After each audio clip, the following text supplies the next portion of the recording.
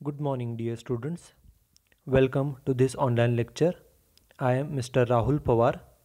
In today's lecture, we are going to see the sixth example on the computation of income from profession. This is example number 6. This example is based on computation of income of a lawyer. Okay, या लेक्चरमध्ये आपण एका lawyer व्यक्तीचं, एखाद्या advocate असणाऱ्या व्यक्तीचं income कशा पद्धतीने कॅल्क्युलेट करतो हे आपण या लेक्चरमध्ये पाहणार आहोत. हे एक्झाम्पल नंबर 6 आहे. This is example number 6. Read the example. Advocate Kumar provides you the following information. Okay, this is the first sentence of the example. In the first sentence, it is mentioned that Mr. Kumar is an advocate. Advocate means वकील. हा व्यक्ती कोण आहे तर हा व्यक्ती वकील आहे आणि ते आपल्याला इन्फॉर्मेशन प्रोव्हाइड केलेली आहे. ओके, एक्झाम्पल रीड करताना पहिल्यांदा आपण कोणत्या व्यक्तीचे इन्कम कॅल्क्युलेट करतोय, तो व्यक्ती कोण आहे, तो व्यक्ती पेशाने डॉक्टर आहे का, तो चार्टर्ड अकाउंटंट आहे का, तो वकील आहे, हे आपल्याला पहिल्यांदा कन्फर्म करावं लागतं. एक्झाम्पलमध्ये सांगितलं आहे की कुमार नावाचा जो व्यक्ती आहे तो व्यक्ती कोण आहे, ही इज अ ॲडव्होकेट, तो व्यक्ती वकील आहे. बघा आपल्याला काय दिले. We are given the receipt and payment account for the year ended 31st March 2020. आपल्याला 31 मार्च 2020चा आपल्याला रिसीट अँड पेमेंट अकाउंट दिलेलं आहे. This is the debit side of receipt and payment account. We know that the debit side of receipt and payment account is a receipt side. जी debit बाजू असते त्या debit साईडला receipt side असं म्हटलं जातं. अँड ऑल रिसीट्स मीन्स पैसे आले. Okay, all receipts, all incomes are recorded on this particular receipt side. हा जो कोण व्यक्ती आहे या व्यक्तीला कोणकोणत्या मार्गानं पैसे मिळाले वर्षभरामध्ये, all the incomes received are recorded on the receipt side, on the debit side. जी रिसीट बाजू असते त्या रिसीट साईडला सर्व इन्कम्स म्हणजे पैसे आले की ते रिसीट साईडला रेकॉर्ड केले जातात. आपण पहिल्यांदा एक एक इन्कम बघूया. पहिले रिसीट काय असं बघा. First receipt is to balance brought down, amount is 50,000. आपण प्रिव्हियस लेक्चरमध्ये सुद्धा पाहिलेलं आहे की receipt and payment account always start with the opening cash balance. Okay, receipt and payment अकाउंटच्या डेबिट साईडला पहिल्यांदा नेहमी टू बॅलन्स ब्रॉट डाऊन म्हणजे हा ओपनिंग असतो, ओपनिंग कॅश बॅलन्स, तो नेहमी बॅलन्स ब्रॉट डाऊन केला जातो. हा कशाचा ओपनिंग बॅलन्स असतो तर हा कॅशचा ओपनिंग बॅलन्स असतो. आणि cash is our asset. Cash ही आपली काय आहे तर कॅश ही आपली असेट आहे. आणि ज्या वेळेला when we have to calculate the income of from profession, then we don't have to consider the cash balance. Opening cash balance असेल किंवा क्लोजिंग कॅश बॅलन्स असेल तो आपल्याला विचारात घ्यावा लागत नाही, कारण कॅश ही आपली असेट आहे. आपल्याला कोणतीही असेट विचारामध्ये घ्यावी लागत नाही. म्हणून डेबिट साईडला टू बॅलन्स ब्रॉट डाऊन असेल किंवा क्रेडिट साईडच्या शेवटला बाय बॅलन्स कॅरीड डाऊन म्हणजे बाय क्लोजिंग बॅलन्स असेल, या दोन्हीवरती डायरेक्ट आपण काट मारू शकतो. ते आपल्याला घ्यावं लागत नाही, कारण ती आपली असेट आहे. आपल्याला इन्कम फ्रॉम प्रोफेशनमध्ये फक्त प्रोफेशनचे इन्कम्स आणि प्रोफेशनशी रिलेटेड असणारे खर्च जेवढे आहेत तेवढेच फक्त लागतात. त्यामुळे हे आपल्याला विचारात घ्यावं लागणार नाही. मग आपण ते सोडून बाकीच्या रिसीट्स बघूया. कोणकोणती इन्कम्स मिळालेत बघा. पहिले इन्कम काय, the first income is professional fees, amount is ₹1,20,000. एकूण प्रोफेशनल फी किती मिळालेली आहे तर 1,20,000 एवढी प्रोफेशनल फीस मिळालेली आहे. This is first income. After that second income is arbitration fee, amount is ₹80,000. Now this word is very new. Okay, what is arbitration? Arbitration in Marathi is called as a madhyastha. Okay, whenever there is any conflict between the two parties, then the lawyers, advocates are appointed to solve those conflicts. ज्या वेळेला दोन पार्टीजमध्ये, दोन व्यक्तीमध्ये काही वाद असतात, ते वाद सोडवण्यासाठी एका लॉयरची, एखाद्या वकिलाची नेमणूक केली जाते मध्यस्थ म्हणून. आणि त्या व्यक्तीचं काम असतं, त्या वकिलांचं काम असतं त्या दोन पार्टी ज्या आहेत, ज्या पार्टीजमध्ये ज्या दोन लोकांमध्ये वाद आहे ते वाद मिटवणं हे त्या वकिलांचं काम असतं. आणि हे काम केल्याबद्दल, मध्यस्थ म्हणून काम केल्याबद्दल जी फी मिळते, it is called as a arbitration fee. So arbitration fee means fees received by the lawyer for doing the work of mediator. mediator means मध्यस्थ. ओके, आणि त्यानं मध्यस्थ म्हणून कशासाठी काम केले? For solving the conflict. दोन व्यक्तींमध्ये जे काय भांडण आहे ते भांडण मिटवण्यासाठी वकिलांचीच का नेमणूक केली जाते? कारण की वकिलांना कायद्याचं नॉलेज असतं. ओके, आणि त्या नॉलेजच्या आधारे ते दोन्ही पार्टीजमधील, दोन व्यक्तींमधील भांडणं जे आहे ते मिटवण्याचं काम करतात. त्यासाठी ही मिळालेली फी आहे. किती रुपये फी मिळाली? Amount received is ₹80,000. This is second income of advocate Kumar. जे आपल्याला ॲडव्होकेट कुमारचं रिसीट अँड पेमेंट अकाउंट दिले त्यांचं हे सेकंड इन्कम आहे. त्यानंतर the third income is interest from bank. बँकेकडून व्याज मिळालं. किती रुपये? Amount of interest is ₹2 lakh. बँकेकडून व्याज 2 लाख रुपये एवढं व्याज मिळालेलं आहे. हे बँकेकडून मिळालेलं व्याज आहे. त्यानंतर the next income received is gifts. Gifts किती रुपयाचे मिळाले आहेत? Amount of gift is ₹1 lakh. 1 lakh रुपयाचे गिफ्ट मिळालेले आहे. This is another income. And last income of advocate Kumar is agricultural income. शेती करून किती इन्कम मिळालं? Income received is ₹70,000. 70,000 रुपये इन्कम हे शेती करून मिळालेलं आहे. These are the different incomes received by advocate Kumar during the year. वर्षभरामध्ये या वकील असणाऱ्या व्यक्तीला हे मिळालेले वेगवेगळे इन्कम्स आहेत. Now we will see the credit side. जी क्रेडिट साईड आहे ते आपण आता पहिल्यांदा क्रेडिट साईड बघूया. Credit side is called as a payment side. जी क्रेडिट बाजू असते त्या क्रेडिट साईडला पेमेंट साईड असं म्हटलं जातं. कारण की जे सर्व पेमेंट्स असतात ते सर्व पेमेंट वर्षभरामध्ये कोणकोणत्या खर्चाचं पेमेंट केलं ते सर्व पेमेंट या क्रेडिट साईडला रेकॉर्ड केले जातात. बघा मग एक एक पेमेंट काय? First payment is salary. Salary किती पेड केली आहे? तर अमाऊंट पेड इज ₹25,000. पगार दिला किती रुपये? 25,000. आता हा जो काय पगार दिलेला आहे तो कुणाला दिला असेल? तर आपण एका वकील असणाऱ्या व्यक्तीचे इन्कम कॅल्क्युलेट करतोय. प्रत्येक वकिलांचं स्वतःचं ऑफिस असतं आणि त्या ऑफिसमध्ये काम करण्यासाठी काही एम्प्लॉईज असतात. त्या एम्प्लॉईजला दर महिन्याला पगार द्यावा लागतो. तसा स्टाफला एम्प्लॉईजला पगार दिला किती रुपये? 25,000. This is first payment. Then second payment is rent of chamber. Amount is ₹18,000. What is chamber? Chamber means office of lawyers. वकिलांचं जे ऑफिस असतं त्या ऑफिसला चेंबर असं म्हटलं जातं. त्या चेंबरचं, त्या ऑफिसचं रेंट पेड किती केलं आहे? 18,000 रुपये एवढं रेंट पेड केलेलं आहे. त्यानंतर थर्ड पेमेंट इज ड्रॉइंग्ज. किती रुपये ड्रॉइंग्ज आहे? Amount of drawings is ₹1,20,000. What is drawing?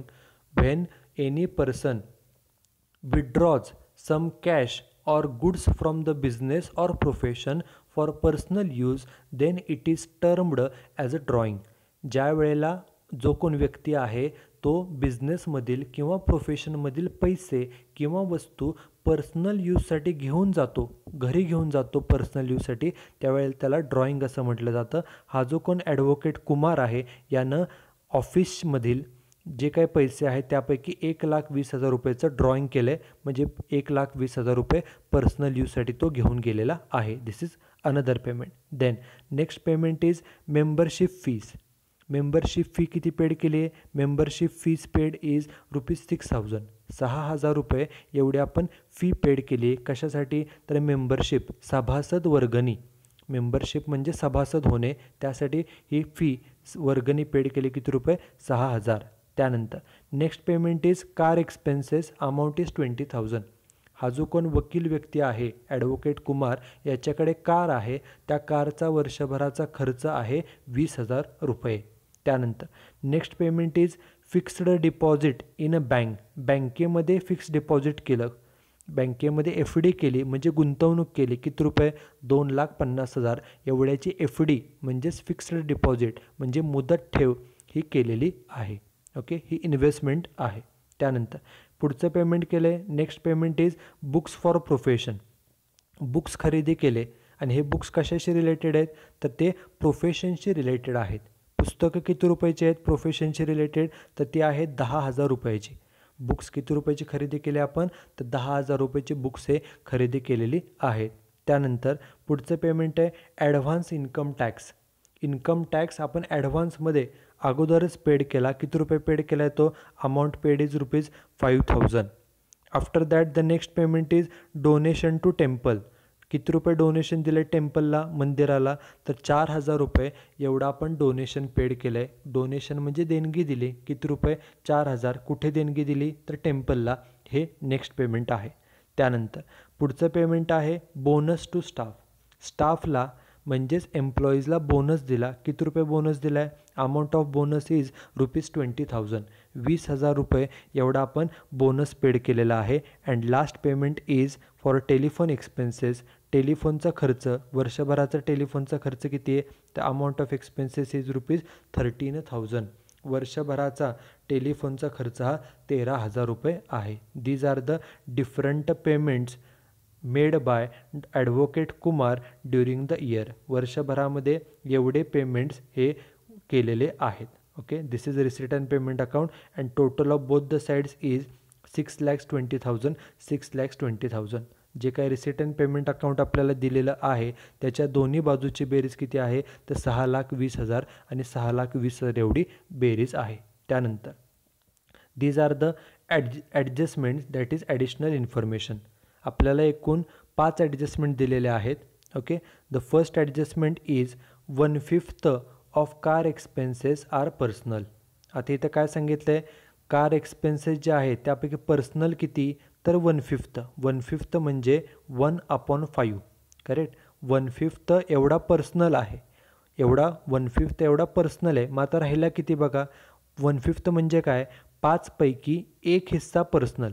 5 पैकी 1. मग राहिले किती? 5 पैकी 1 झाला. मग राहिला किती? 5 पैकी 4 राहिले. तेवढा खर्च असणार आहे आपला प्रोफेशनचा खर्च. ओके, त्यांनी एक्झाम्पलमध्ये सांगितलं आहे काय की 1/5 म्हणजे 1/5 एवढा खर्च पर्सनल आहे. बरोबर. पहिल्या ॲडजस्टमेंटप्रमाणे 1/5 खर्च पर्सनल म्हणजे 1/5 म्हणजे 1/5 म्हणजे 5 पैकी 1 हिस्सा पर्सनल झाला. 5 पैकी 1. मग राहिले किती? 5 पैकी 4 राहिले. 4/5 राहिले. तेवढा कुठला असणार आहे? तर प्रोफेशनचा. हा जो काय आपण रेशो फाइंड आउट केलेला आहे प्रोफेशनचा, किती रेशो फाइंड आउट केला? 4/5. हा प्रोफेशनचा आहे आणि हा आपल्याला ॲडजस्टमेंटच्या वेळेला लागणार आहे. This ratio will be used while solving the adjustments. This is very important. Okay, this is first adjustment. आणि हे ॲडजस्टमेंट कशावरती आहे? तर कार एक्सपेन्सेसवरती आहे. म्हणून आपण कार एक्सपेन्सेसला टिकमार्क करूया. बघा कार एक्सपेन्सेस, इथं कार एक्सपेन्सेस आहे त्याला टिकमार्क केली. दिस इज फर्स्ट. ही पहिली ॲडजस्टमेंट झाली. त्यानंतर बघा सेकंड ॲडजस्टमेंट काय? Membership fee include ₹4,000 paid to bar council and remaining to private club. ही ॲडजस्टमेंट मेंबरशिप फीसवरती आहे. मग मेंबरशिप फी बघा इथंच आहे. मेंबरशिप फीला टिकमार्क केली. एकूण मेंबरशिप फी किती आहे? तर 6,000 आहे. आणि ॲडजस्टमेंटमध्ये सांगितलं आहे त्यापैकी 6,000 पैकी 4,000 कुणाला पेड केले? तर बार काउन्सिलला. Now question is what is bar council? Bar council म्हणजे काय? तर वकिलांची जी संघटना असते, असोसिएशन असते, त्याला बार काउन्सिल असं म्हटलं जातं. बार council is a registered union of the advocates. वकिलांची ही अधिकृत नोंदणीकृत संघटना आहे आणि त्या संघटनेचा मेंबर होण्यासाठी, सभासद होण्यासाठी ही मेंबरशिप फी पेड केली. किती रुपये? 4,000 ही फी पेड केलेली आहे त्या बार काउन्सिलला. आणि राहिलेली फी, उर्वरित फी कुठे पेड केली आहे? तर प्रायव्हेट क्लबला. ही ॲडजस्टमेंट मेंबरशिप फीवरती म्हणून मेंबरशिप फीला टिकमार्क केली. आणि प्रिव्हियस एक्झाम्पल्समध्ये देखील सांगितल्याप्रमाणे की प्रत्येक प्रोफेशनल जे व्यक्ती असतात, मग ते ॲडव्होकेट्स असतील, चार्टर्ड अकाउंटंट्स असतील, डॉक्टर्स असतील, ह्या सर्वांच्या संघटना असतात, असोसिएशन्स असतात. आणि या संघटनेचं, या असोसिएशनचं प्रत्येक व्यक्ती हा मेंबर होतो, सभासद होतो. आणि सभासद होण्यासाठी जी मेंबरशिप फी, सभासद वर्गणी फी पेड करावी लागते, त्या मेंबरशिप फी जेवढी तुम्ही पेड केली तो तुमचा प्रोफेशनचाच खर्च मानला जातो. कारण ती जी संघटना आहे, ती जी असोसिएशन आहे, ती तुमच्या प्रोफेशनशी रिलेटेड आहे. म्हणून त्या संघटनेला जी तुम्ही फी पेड कराल मेंबरशिप फी म्हणून, तो तुमचा प्रोफेशनचा खर्च मानला जातो. ओके, त्यानंतर बघा पुढचं काय ॲडजस्टमेंट? पुढची ॲडजस्टमेंट आहे third. Telephone expenses include ₹3,000 of house. ही ॲडजस्टमेंट टेलिफोन एक्सपेन्सेसवरती आहे. मग टेलिफोन एक्सपेन्सेसला टिकमार्क करूया. बघा टेलिफोन एक्सपेन्सेस कुठे आहेत, सेकंड लास्ट आहे, त्याला टिकमार्क केली टेलिफोन एक्सपेन्सेस. आणि लास्ट फोर्थ ॲडजस्टमेंट आहे डेप्रिसिएशन ऑन कार. कारवरती डेप्रिसिएशन सांगितले 5,000.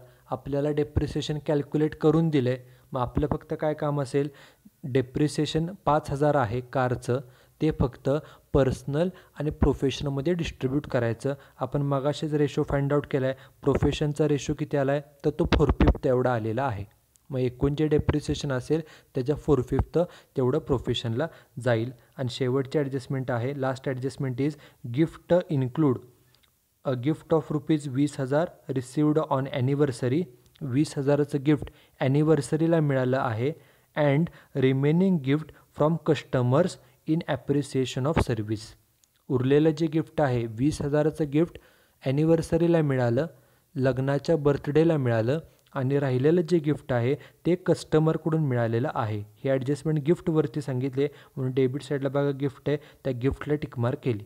ओके, ज्या ज्या ॲडजस्टमेंट्स आहेत त्यावरती आपण टिकमार्क केलेले आहे. आणि शेवटी काय सांगितलं आहे, compute income from profession for assessment year 2021. आपल्याला 2020-21 या वर्षासाठीचं इन्कम हे कॅल्क्युलेट करायचं आहे. आता नेहमीप्रमाणे before starting to solve or before starting to calculate the income from profession, we have to mention the 3 points. Okay, first we have to mention the name of the person. Example मध्ये बघा, व्यक्तीचं नाव काय सांगितलं आहे, तर व्यक्तीचं नाव आहे advocate Kumar, म्हणून पहिल्यांदा त्या व्यक्तीचं नाव लिहायचं ॲडव्होकेट कुमार. त्यानंतर सेकंड लाईनला मेन्शन करायचं आपल्याला काय कॅल्क्युलेशन करायला सांगितलं आहे, तर इन्कम फ्रॉम प्रोफेशन हे आपण कॅल्क्युलेट करणार आहोत, म्हणून सेकंड लाईनला मेन्शन करायचं computation of income from profession. Computation means calculation, आपण इन्कम फ्रॉम प्रोफेशन कॅल्क्युलेट करत आहोत हे सेकंड लाईनला मेन्शन करायचं. आणि थर्ड लाईनला कोणत्या असेसमेंट इयरसाठी ते पण एक्झाम्पलमध्ये दिलेलं असतं, तर असेसमेंट इयर 2021 ते सुद्धा थर्ड लाईनला मेन्शन करावं लागतं. So before starting to solve the example, we have to mention these 3 points. First we have to mention the name of the person, पहिल्यांदा व्यक्तीचं नाव. On the second line we have to mention that we are computing the income from profession. आपण income from profession calculate करत आहोत हे mention करावं लागतं. And on the third line we have to mention the assessment year 2021. तिसऱ्या लाईनला आपण assessment year 2020-21 हे साठी इन्कम कॅल्क्युलेट करतो हे आपल्याला मेन्शन करावं लागतं. Okay, these are the 3 points. After that we have to prepare one table in which there are 2 columns. First column is particulars and second column is amount in rupees. आपल्याला हे 2 columns table तयार करावं लागतं. And within 1 page of the notebook we can calculate the income from profession. नोटबुकच्या एका पेजमध्ये आपण income from profession हे कॅल्क्युलेट करू शकतो. ओके, आता इन्कम फ्रॉम प्रोफेशन कॅल्क्युलेट करत असताना आपल्याला फक्त 2 स्टेप्स करावे लागतात. पहिली स्टेप काय असते, the first step is to start with the professional incomes. पहिल्यांदा आपल्याला हेडिंग द्यावं लागतं ए प्रोफेशनल इन्कम्स. म्हणजे इथं कोणते इन्कम घ्यायचे, तर जे इन्कम्स प्रोफेशनशी रिलेटेड आहेत. प्रोफेशनशी म्हणजे काय, आपण कुणाचं इन्कम कॅल्क्युलेट करतो आहे, here we are calculating the income of advocate Kumar. आपण कुमार नावाच्या एका वकील असणाऱ्या व्यक्तीचे इन्कम कॅल्क्युलेट करत आहोत. हा व्यक्ती कोण आहे, तर हा व्यक्ती वकील आहे. ओके, मग एखादा व्यक्ती वकील आहे म्हणजे त्या व्यक्तीचं स्वतःचं ऑफिस असेल, ऑफिसमध्ये त्याच्या हाताखाली मदत करण्यासाठी काय एम्प्लॉईज असतील, तिथं त्याचे कस्टमर्स येतील, कस्टमर्स त्या वकिलांना स्वतःचा प्रॉब्लेम सांगत असतील आणि तो जो काय वकील आहे तो व्यक्ती स्वतःचं नॉलेज वापरून त्यांचे प्रॉब्लेम सॉल्व करण्यासाठी मदत करत असेल. प्लस वकील काय करतात, तर कोर्टामध्ये जी काय केस आहे, एखादी केस असेल तर कोर्टामध्ये ती केस मांडण्याचा, ती केस प्रेझेंट करण्याचा देखील काम करत असतात. ओके, या गोष्टी लक्षात ठेवून आपल्याला या व्यक्तीला कोणकोणते इन्कम्स मिळाले आहेत ते सर्व इन्कम्स आपल्याला वाचावे लागतात. म्हणजे बघा, जे आपल्याला रिसीट अँड पेमेंट अकाउंट दिलेलं आहे, this is receipt and payment account. या रिसीट अँड पेमेंट अकाउंटच्या डेबिटला जे काही इन्कम्स आहेत, रिसीट्स म्हणजे इन्कम, बरोबर, रिसीट्स म्हणजे पैसे आले, पैसे आले म्हणजे हे इन्कम आहे, हे सर्व इन्कम वाचायचे. आणि यापैकी जे इन्कम प्रोफेशनशी रिलेटेड आहे, वकिली पेशाशी रिलेटेड आहे, तेवढंच इन्कम फक्त इथं घेतलं जातं. ओके, जे पर्सनल इन्कम असतात, घरगुती इन्कम असतात ते इथं घ्यायचे नाहीत. इथं फक्त कोणते इन्कम घ्यायचे तर प्रोफेशनशी रिलेटेड, वकिली पेशाशी रिलेटेड जेवढे इन्कम्स आहेत, वकील म्हणून काम केल्याबद्दल जे पैसे मिळाले, जे इन्कम मिळाले तेवढेच इन्कम फक्त इथं घेतले जातात. Okay, here we should write only those incomes which are related to profession. Okay, जे वकिली पेशाशी रिलेटेड इन्कम्स आहेत तेवढेच फक्त इन्कम्स इथं आपल्याला घ्यायचे असतात. मग आपण एक एक इन्कम बघूया. बघा, पहिले इन्कम काय, जे सुरुवातीला टू ओपनिंग बॅलन्स आहे ते आपल्याला कधीच लागत नाही, त्यामुळे ते वाचायची गरज नाही. त्यानंतर बघा, पहिले इन्कम काय, तर पहिले इन्कम आहे प्रोफेशनल फीस. ओके, पहिले इन्कम आहे प्रोफेशनल फी. किती रुपये फी मिळाली, अमाऊंट रिसिव्ड इज ₹1,20,000. आता हे जे काही इन्कम मिळालं, नावामध्ये सांगितले की ही जी फीस आहे ही प्रोफेशनल आहे. ओके, प्रोफेशनल फी आहे म्हणजे हे झालं प्रोफेशनल इन्कम, प्रोफेशनचं इन्कम. त्यामुळे बघा, प्रोफेशनल इन्कममध्ये पहिल्यांदाच लिहिलं आहे प्रोफेशनल फीस, अमाऊंट किती, 1,20,000. यांनी नावामध्ये सांगितलं की ही जी फीस आहे ही प्रोफेशनल आहे, म्हणजे प्रोफेशनल सर्व्हिस, प्रोफेशनशी रिलेटेड सर्व्हिस प्रोव्हाइड करून, सेवा देऊन ही मिळालेलं इन्कम आहे. त्यामुळे हे झालं प्रोफेशनचं इन्कम. त्यानंतर बघा पुढचं इन्कम काय, next income is arbitration fee, amount received is ₹80,000. 80,000 रुपये कशासाठी मिळाले तर आर्बिट्रेशन फी. मगाशी सांगितल्याप्रमाणे आर्बिट्रेशन मीन्स मध्यस्थ. Okay, whenever there is any conflict, there is any dispute between the two parties, then for solving the dispute, for solving the conflict, a expert person like advocate is appointed for solving their problems. ज्या वेळेला दोन व्यक्तींमध्ये, दोन पार्टीजमध्ये काही वाद असतात त्यावेळेला ते वाद सोडवण्यासाठी एखाद्या एक्सपर्ट व्यक्ती म्हणून ॲडव्होकेट म्हणजेच वकिलांची नेमणूक केली जाते. हा जो एक कोण वकील असतात, हे वकील दोन्ही ज्या पार्टीज आहेत, दोन्ही जे काही व्यक्ती आहेत ज्यांच्यामध्ये वाद आहेत त्यांचं म्हणणं ऐकून घेतात आणि नंतर स्वतःचा डिसिजन सांगतात आणि त्या दोन्ही पार्टीजमधला वाद मिटवतात. ओके, त्यामुळं हे जे वकील आहेत यांना अपॉइंट का केलं जातं मध्यस्थ म्हणून वाद मिटवण्यासाठी, कारण की त्यांना कायद्याची सर्व माहिती असते, म्हणूनच त्यांना आर्बिट्रेटर म्हणजे मध्यस्थ म्हणून नेमणूक केली जाते. त्यामुळं वकिलांना हे मध्यस्थ म्हणून काम जे करायला मिळतं ते काय मिळतं, कारण ते वकील आहेत म्हणूनच त्यांना मध्यस्थ म्हणून नेमलं जातं, अपॉइंट केलं जातं. त्यामुळे त्यातून त्यांना जी फी मिळाली आहे आर्बिट्रेशन फी, मध्यस्थ म्हणून काम केल्याबद्दल मिळालेली फी, हे वकिली पेशा, ते वकील आहेत म्हणूनच त्यांना नेमलं जातं. त्यामुळे ते वकिली पेशाचंच इन्कम आहे, हे प्रोफेशनचंच इन्कम आहे. किती रुपये, 80,000. म्हणून बघा, प्रोफेशनल इन्कममध्ये आर्बिट्रेशन फी अमाऊंट किती तर 80,000. हे झालं प्रोफेशनचं इन्कम. त्यानंतर पुढचं इन्कम आहे interest from bank, amount is ₹2 lakhs. बँकेकडून किती रुपये व्याज मिळालं तर 2 लाख रुपये व्याज मिळालं आहे. एवढं बँकेकडून व्याज मिळालं. आता व्याज मिळालं हे इन्कम आहे, बरोबर. बँकेकडून आपल्याला कधी व्याज मिळतं तर बँकेमध्ये जेव्हा आपण गुंतवणूक करतो, when we make an investment in the bank then we get the interest. So this interest income is on the investment. हे जे काय बँकेकडून आपल्याला व्याज मिळतं हे गुंतवणुकीवरचं इन्कम आहे, बरोबर. गुंतवणूक आपण केली त्यावरचं हे मिळालेलं आपल्याला इन्कम आहे. हे काय इन्कम आपल्याला वकील म्हणून मिळालं आहे का, वकिली पेशा चालवून आपल्याला व्याज मिळतं का तर नाही. हे काय वकिली पेशाचं इन्कम नाही, वकील म्हणून मिळालेलं इन्कम नाही. त्यामुळं हे प्रोफेशनल इन्कममध्ये येणार नाही. हे काय वकिली पेशाचं प्रोफेशनचं इन्कम नाही. त्यानंतर next income is gift. Gift मिळालं किती रुपयाचं, 1 लाख. त्याला टिकमार्क आहे म्हणजे ॲडजस्टमेंट आहे.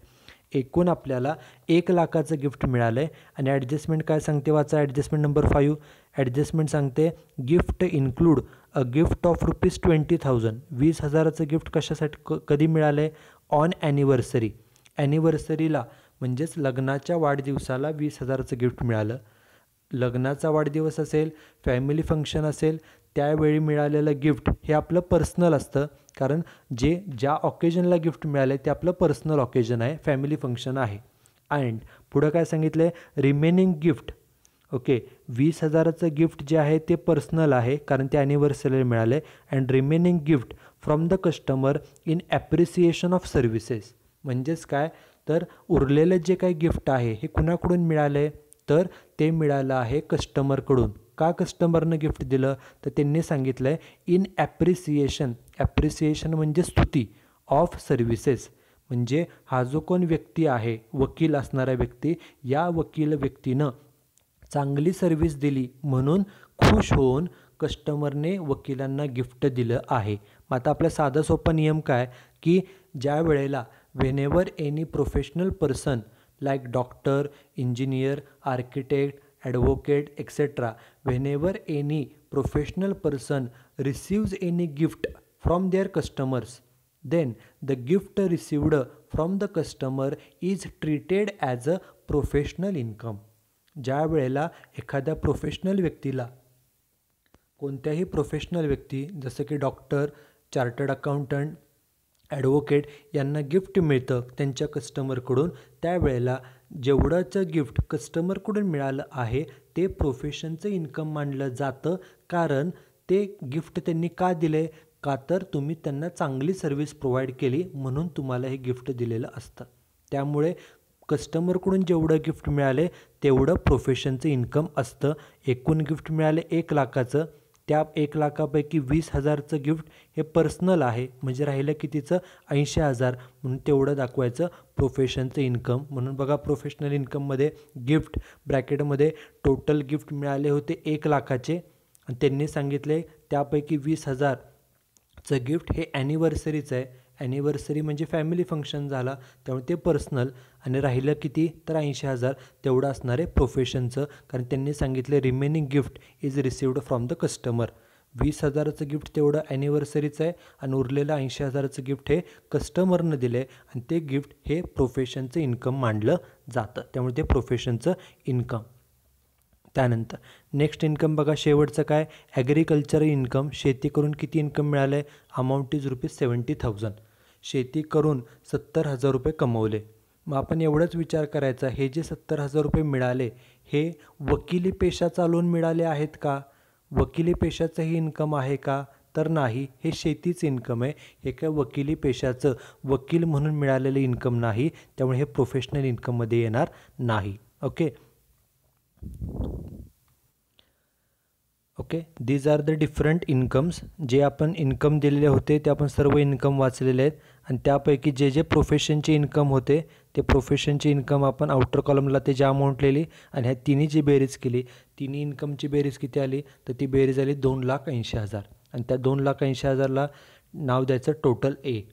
ओके, जे जे इन्कम्स प्रोफेशनशी रिलेटेड होते त्याची नावं आपण एकाखाली एक लिहिली, त्याची जी अमाऊंट आहे ती आउटर कॉलमला मेन्शन केली आणि या सर्व इन्कमची बेरीज ती आली 2,80,000, त्याला नाव दिलं टोटल ए.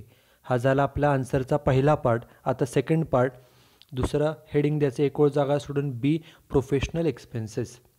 इथं कोणते एक्सपेन्सेस घ्यायचे तर only those expenses which are related to profession. प्रोफेशनशी रिलेटेड जेवढे खर्च आहेत, आपण एका ॲडव्होकेट म्हणजे वकील असणाऱ्या व्यक्तीचे इन्कम कॅल्क्युलेट करतो आहे, त्यामुळं वकिली पेशा चालवण्यासाठी कोणते खर्च होतात, वकिलांचे खर्च, वकिली पेशाशी रिलेटेड खर्च, तेवढेच खर्च फक्त आपल्याला इथं घ्यायचे आहेत.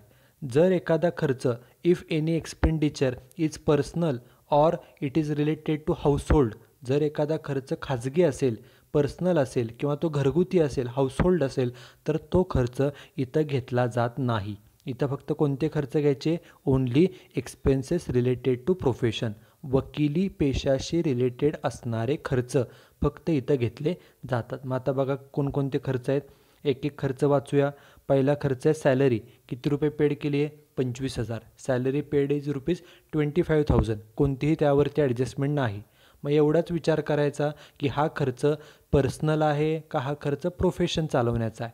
आता हा व्यक्ती वकील आहे, वकील आहे म्हणजे या व्यक्तीचं ऑफिस असणार, ऑफिस आहे म्हणजे तिथं 1-2 स्टाफ असणार, त्यांना पगार द्यावा लागणार, त्यामुळे हा झाला प्रोफेशनचा खर्च. कारण हा ऑफिस चालवण्याचा वकिलांचा वकिली पेशाचा खर्च आहे, त्यामुळे हा झाला प्रोफेशनचा खर्च. किती 25,000. म्हणून बघा प्रोफेशनल एक्सपेन्सेसमध्ये सॅलरी अमाऊंट किती 25,000 रुपये, हा पहिला खर्च. त्यानंतर पुढचा खर्च आहे रेंट ऑफ चेंबर. चेंबर म्हणजे ऑफिस, ऑफिसचं रेंट किती पेड केलं, अमाऊंट पेड इज ₹18,000. 18,000 रुपये एवढं आपण रेंट पेड केलं आहे. बरोबर. 18,000 रुपये एवढं रेंट पेड केलं. ओके, हे रेंट कशाचं आहे तर ऑफिसचं आहे. प्रत्येक वकील व्यक्तीला स्वतःचं ऑफिसची गरज असते आणि त्या ऑफिसचा रेंट पेड केलं, त्यामुळे हा ऑफिसचा खर्च आहे. ऑफिसचा म्हणजेच वकिली पेशाचा खर्च आहे, म्हणजेच प्रोफेशनचा खर्च आहे. म्हणून बघा, प्रोफेशनल एक्सपेन्सेसमध्ये रेंट ऑफ चेंबर अमाऊंट किती 18,000. जेवढं रेंट पेड केले तो सर्व प्रोफेशनचा खर्च. त्यानंतर पुढचा खर्च आहे ड्रॉइंग. किती रुपये ड्रॉइंग आहे 1,20,000. We know that drawing is always a personal. आपण 11वीपासून शिकलो आहे की ड्रॉइंग हे नेहमी पर्सनल कामासाठी केलं जातं, त्यामुळे हा तुमचा पर्सनल खर्च आहे. हा काय दवाखान्यात हा काय वकिली पेशाशी असणारा खर्च नाही, कारण ड्रॉइंग हे नेहमी पर्सनल असतं. पर्सनल कारणासाठी तुम्ही पैसे घरी घेऊन गेला तर त्याला आपण ड्रॉइंग म्हणतो. त्यामुळे ड्रॉइंग हे पर्सनल असतं. हे काय वकिली पेशा चालवण्याचा खर्च नाही, त्यामुळे तो प्रोफेशनचा खर्च नाही. हा तुमचा पर्सनल खर्च आहे. त्यानंतर पुढचा खर्च आहे मेंबरशिप फी. सभासद फी पेड केली किती रुपये 6,000. त्याला टिकमार्क आहे. बघा ॲडजस्टमेंट काय, ॲडजस्टमेंट नंबर 2 वाचा. Membership fee include ₹4,000 paid to bar council. 4,000 रुपये फी पेड कोणाला केली आहे तर बार काउन्सिलला. Bar council is a registered organisation, registered association of advocates.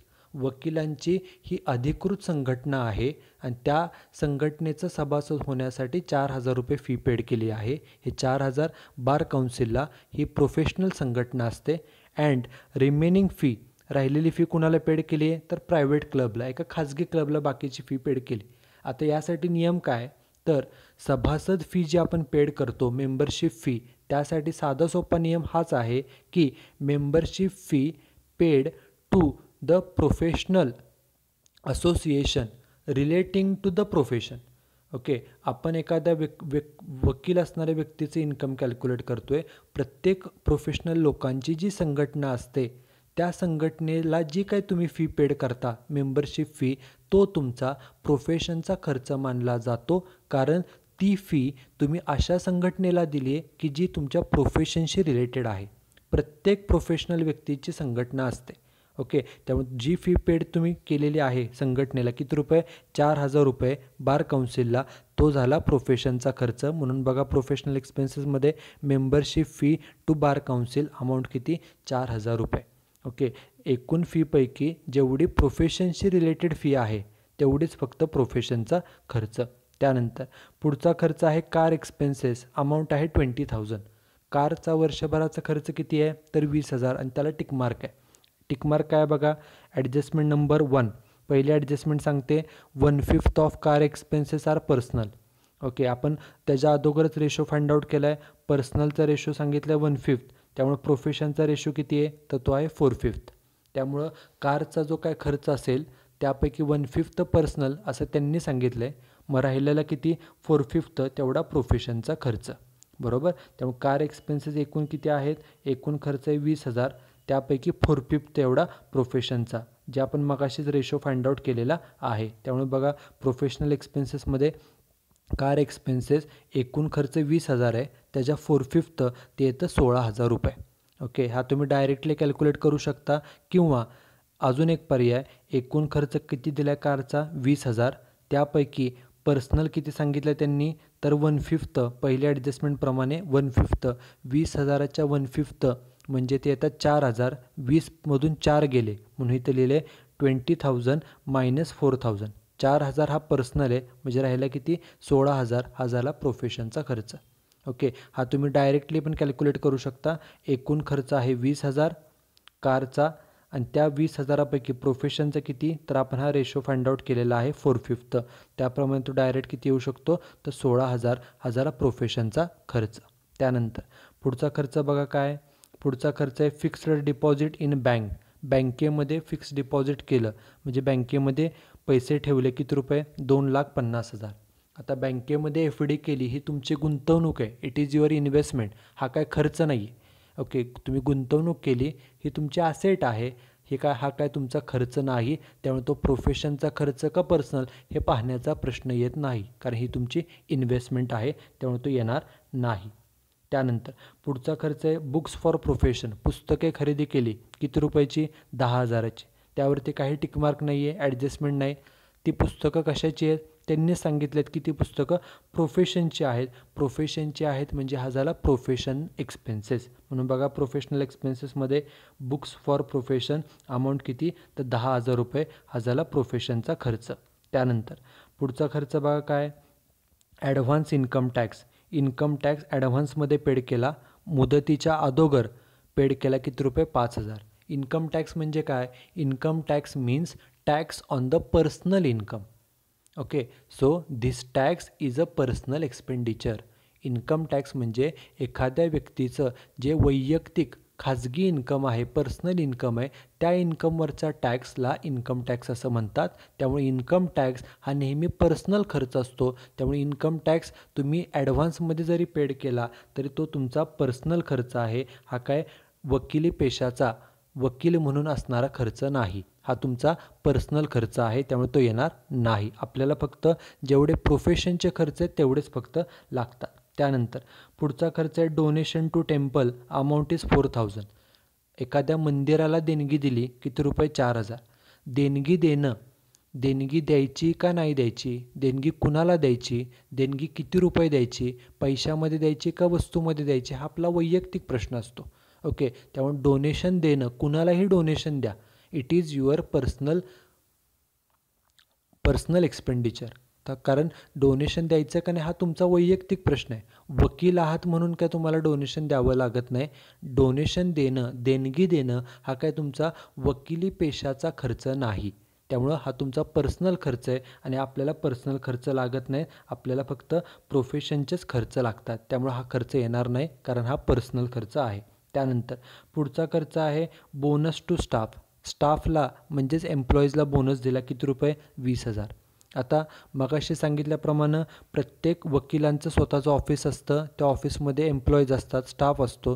त्या स्टाफला पगार दिला हा तुमचा प्रोफेशनचाच खर्च असतो. स्टाफला पगार दिला, स्टाफला बोनस दिला हा तुमचा ऑफिसचा खर्च आहे म्हणजेच प्रोफेशनचा खर्च आहे. त्यामुळे बघा प्रोफेशनल एक्सपेन्सेसमध्ये बोनस टू स्टाफ अमाऊंट किती 20,000. हा खर्च तुम्ही तुमच्या एम्प्लॉयसाठी केला आहे म्हणजेच ऑफिससाठी म्हणजेच तुमच्या प्रोफेशनसाठीचा खर्च आहे, म्हणून तो प्रोफेशनल एक्सपेन्सेस. आणि शेवटचा खर्च आहे टेलिफोन एक्सपेन्सेस. अमाऊंट किती आहे टेलिफोनच्या खर्चाची तर 13,000 आणि त्याला टिकमार्क आहे. बघा ॲडजस्टमेंट काय, adjustment number 3, telephone expenses include ₹3,000 of house. एकूण टेलिफोनचं बिल किती आहे, खर्च किती आहे तर तो आहे 13,000. या 13,000पैकी 3,000 रुपये बिल हे कोणतं आहे तर घरचं आहे. मग घराचं टेलिफोन बिल हा आपला घरगुती खर्च झाला. एकूण खर्च किती होता तर 13,000. 13पैकी 3,000 हा घरगुती, मग त्यातनं तो जो पर्सनल आहे घरगुती तो वजा करा. 13तून 3 गेले, राहिला किती 10,000. तेवढा असणारे प्रोफेशनचा खर्च.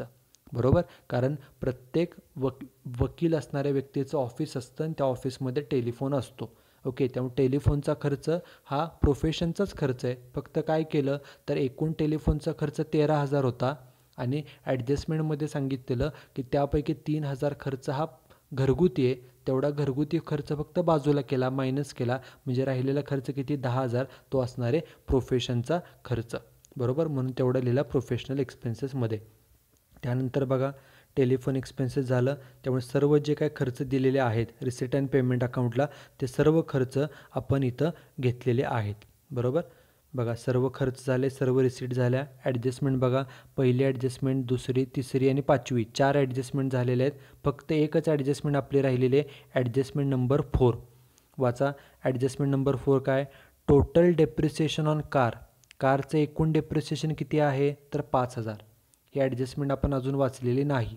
आपल्याला कारचं एकूण डेप्रिसिएशन कॅल्क्युलेट करून दिलं आहे, ते किती आहे तर 5,000. आणि आपल्याला पहिल्या ॲडजस्टमेंटमध्ये काय सांगितलं आहे तर कारचा जो काय वापर आहे तो पर्सनल पण आहे आणि प्रोफेशनचा पण आहे. मग जे डेप्रिसिएशन आहे ते सुद्धा आपण डिस्ट्रीब्यूट करायचं. आपला रेशो आपण मगाशीच फाइंड आउट केला. किती रेशो आहे आपला, पर्सनलचा किती आहे 1/5 आणि प्रोफेशनचा किती आहे 4/5. एकूण डेप्रिसिएशन किती सांगितलं आपल्याला आत्ता बघा, तर एकूण डेप्रिसिएशन बघा ॲडजस्टमेंट नंबर 4 प्रमाणे एकूण कारचं डेप्रिसिएशन किती आहे तर ते आहे 5,000 रुपये. मग 5,000पैकी प्रोफेशनला किती दाखवणार तर 4/5. म्हणून बघा प्रोफेशनल एक्सपेन्सेसमध्ये डेप्रिसिएशन ऑन कार एकूण डेप्रिसिएशन ॲडजस्टमेंटमध्ये दिलं होतं ते 5,000 होतं बरोबर. आणि त्यापैकी प्रोफेशनला किती जो आपण प्रोफेशनचा रेशो शोधून काढला होता अगोदर किती 4/5. म्हणून 5,000च्या 4/5 किती आलं डेप्रिसिएशन तर 4,000 तेवढा प्रोफेशनचा खर्च. ओके. त्यामुळं सर्व ॲडजस्टमेंट्स पण आपल्या बघा झालेले आहेत. 5 ॲडजस्टमेंट ते झालेले आहेत. आता जे आपले प्रोफेशनशी रिलेटेड खर्च होते ते सर्व खर्च आपण इथे लिहिलेले आहेत. त्याच्या अमाऊंट आउटर कॉलमला लिहिल्या.